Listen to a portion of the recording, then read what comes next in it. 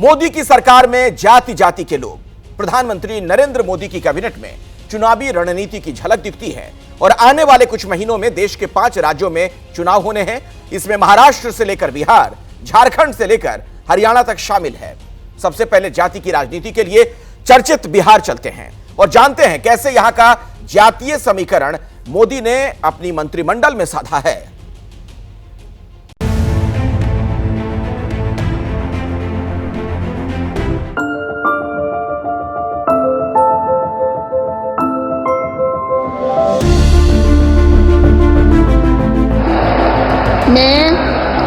मैं नरेंद्र दामोदर दास मोदी ईश्वर की शपथ लेता हूं कि मैं विधि द्वारा स्थापित भारत के संविधान के प्रति सच्ची श्रद्धा और निष्ठा रखूंगा। मैं भारत की प्रभुता और अखंडता अक्षुण्ण रखूंगा। मैं संघ के मंत्री के रूप में अपने कर्तव्यों का श्रद्धापूर्वक और शुद्ध अंतःकरण से निर्वहन करूंगा। मैं भय या पक्षपात, अनुराग या द्वेष के बिना सभी प्रकार के लोगों के प्रति न्याय करूंगा।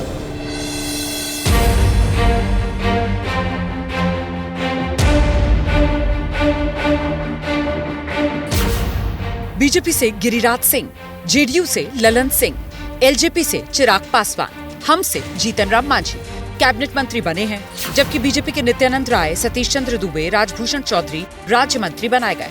जेडीयू के रामनाथ ठाकुर को भी राज्य मंत्री बनाया गया।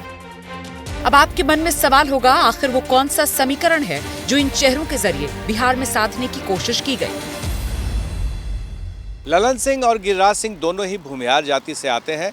गिरिराज सिंह तो पहले से ही मंत्री थे, लेकिन बाद में इस केंद्रीय मंत्रिमंडल में जेडीयू के ललन सिंह को हिस्सा बनाया गया। भूमिहार जाति को माना जाता है कि ये दोनों ही एनडीए के कोर वोटर हैं, इसलिए इन्हें साथ रखने की कोशिश की गई है। वहीं जीतन राम मांझी और चिराग को साथ रखने का प्लान बनाया गया है, क्योंकि दलित वोटर भी कम नहीं है।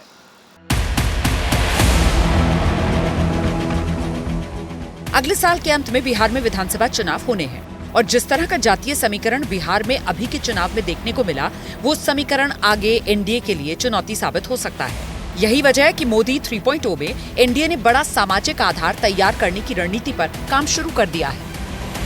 मुस्लिम कोई भी मंत्री नहीं बने हैं, इस पर क्या कहें? जीत के आए नहीं तो कहां से बनेंगे? जब हमारे प्रतिनिधि ही नहीं कोई हैं, कोई एमपी होते तो निश्चित बनते। क्या कहेंगे आप? अब आपके सामने क्या कुछ जिम्मेदारियां? जिम्मेदारी है विकसित राष्ट्र बनाना, अपनी जिम्मेदारी पूर्ण निर्वाह करना।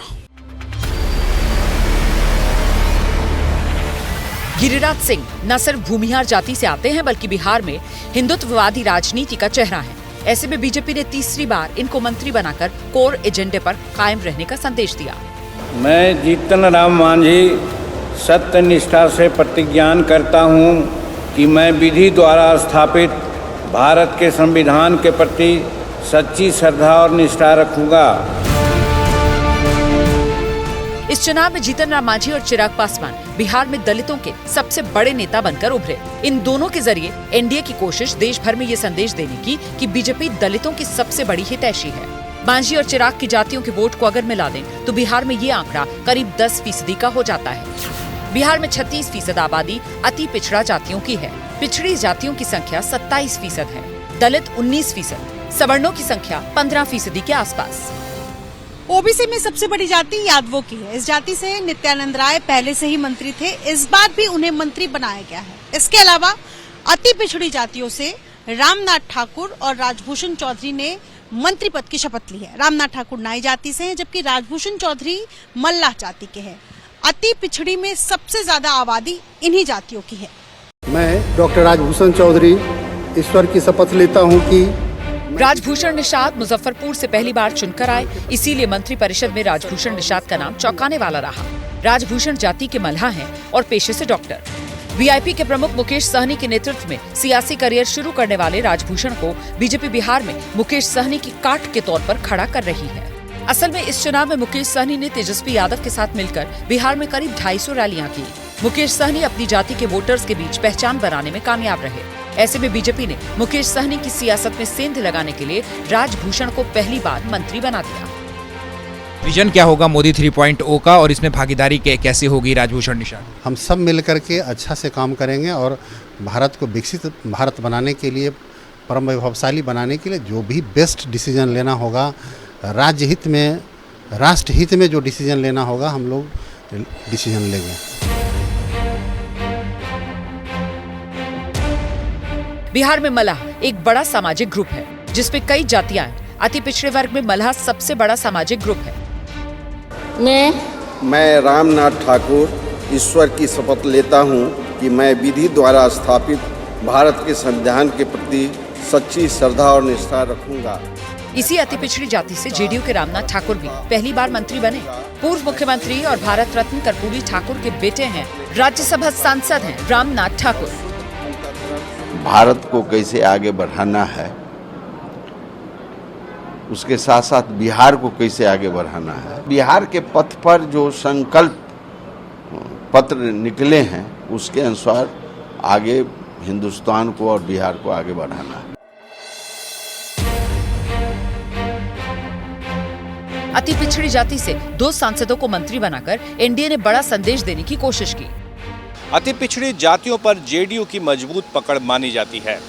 हालांकि इस बार महागठबंधन ने इस पकड़ को कमजोर करने की कोशिश की, जबकि वो कामयाब नहीं हो पाए, लेकिन विधानसभा चुनाव के लिए खतरे की घंटी जरूर बज गई है।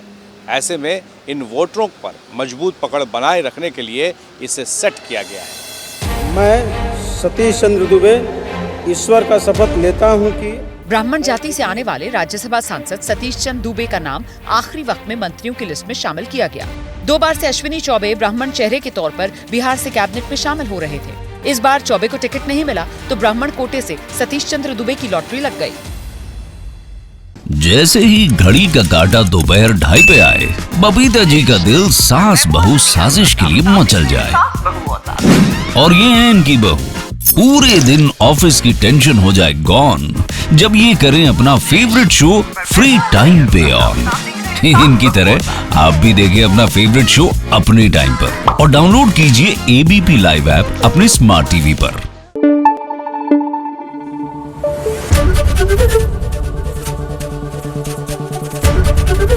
एबीपी न्यूज आपको रखे आगे।